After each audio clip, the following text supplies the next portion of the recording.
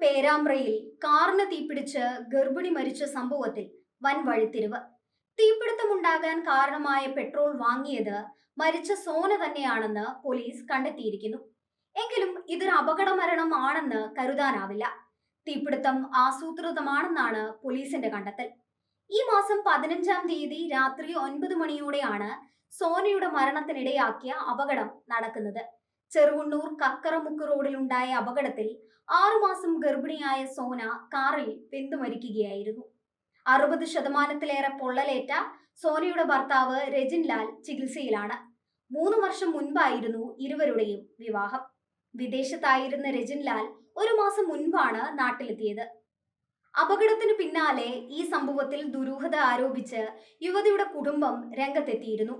തന്റെ മകൾക്ക് ഭർതൃവീട്ടിൽ നിരവധി ദുരവസ്ഥകൾ ഉണ്ടായിരുന്നതായി സോനയുടെ അമ്മ വസന്ത വെളിപ്പെടുത്തി. രജിൻലാലിന് മറ്റൊരു ബന്ധം ഉണ്ടായിരുന്നതായും ബന്ധുക്കൾ ആരോപിച്ചു. അതേസമയം വാഹനത്തിന്റെ തകരാറല്ല തീപിടുത്തത്തിന് കാരണമെന്ന് പോലീസ് സ്ഥലത്തെത്തി നടത്തിയ വിശദമായ പരിശോധനയിൽ വ്യക്തമാകുകയും ചെയ്തിരുന്നു. തീ പടർന്നത് എഞ്ചിനിൽ നിന്നല്ല എന്നും മോട്ടോർ വാഹന വകുപ്പിന്റെ പരിശോധനയിൽ വ്യക്തമായി. കാറിൽ പെട്രോളുമായി പോകവെയാണ് തീപിടുത്തമുണ്ടായത് എന്നായിരുന്നു അന്നത്തെ കണ്ടെത്തൽ. ഇതിനു പിന്നാലെ മരിച്ച സോനയെയും ഭർത്താവിനെയും കേന്ദ്രീകരിച്ച് പോലീസ് വൻതോതിൽ അന്വേഷണം നടത്തി.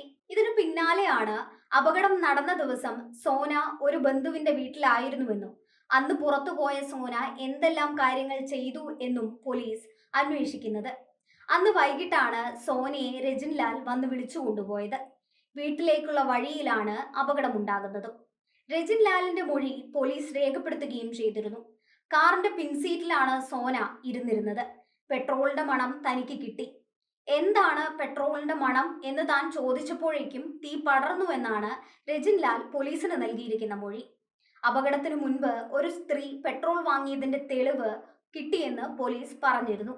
ഇത് സോന തന്നെയാണെന്ന് സ്ഥിരീകരിക്കാൻ സോനയുടെ ബന്ധുക്കളെയൊക്കെ ചോദ്യം ചെയ്താണ് ഇത് ഉറപ്പിച്ചത്.